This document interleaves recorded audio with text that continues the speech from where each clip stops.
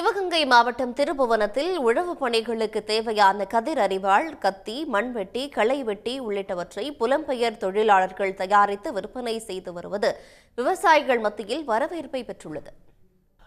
மானாமதுரை, திருப்புவனம், திருப்பாச்சேத்தி சுற்றுவட்டார பகுதிகளில் நெல் சாகுபடி பணிகள் தொடங்கியுள்ளன.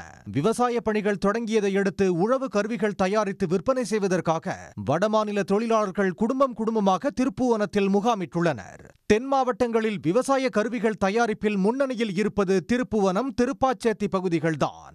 இதனையடுத்து உழவு பணிகளுக்கு தேவையான கருவிகளை தயாரிக்கும் பணியில் புலம்பெயர் தொழிலாளர்கள் ஈடுபட்டுள்ளனர். மத்திய பிரதேசத்தில் இருந்து 50க்கும் மேற்பட்ட தொழிலாளர்கள் திருப்புவனம் புறவழிச்சாலை ஓரம் தங்கி கதிர் அறுக்கும் அரிவாள், கத்தி, மண்வெட்டி, களைவெட்டி உள்ளிட்டவற்றை தயாரித்து விற்பனை செய்து வருகின்றனர். மத்திய பிரதேசத்திலிருந்து மாநிலத்திலிருந்து இவங்க பஞ்சம் முளைக்க வந்திருக்காங்க.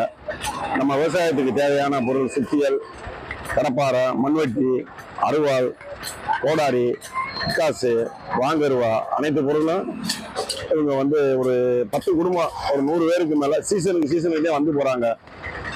இந்த பொருட்கள்லாம் அந்த ஊர்லயே கிடைக்குது. கிடைச்சாலும் இந்த பொருள் இங்க கொஞ்சம் விலை அவங்க குறைவாக இடத்துல வாங்கினோம்னா எப்படியும் ஒரு 600 700 வரும்.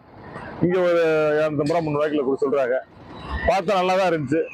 வாங்கிட்டு துவஞ்சுக்கிட்டு இருக்கேன். நல்லா துவஞ்சு நல்லா கொடுக்குறாங்க, பதமா கொடுக்குறாங்க. கத்தி, அருவாமனை, கோடாரி இதெல்லாம் வைக்கிறாங்க. உழவு கருவிகள் தேவைப்படும் விவசாயிகள் புலம்பெயர் தொழிலாளர்களிடம் வாங்கி செல்கின்றனர். வட மாநிலங்களில் வேலைவாய்ப்பு குறைந்துள்ளதால் அம்மாநில இளைஞர்கள் பலரும் குடும்பத்துடன் தமிழ்நாட்டை நாடி வருகின்றனர்.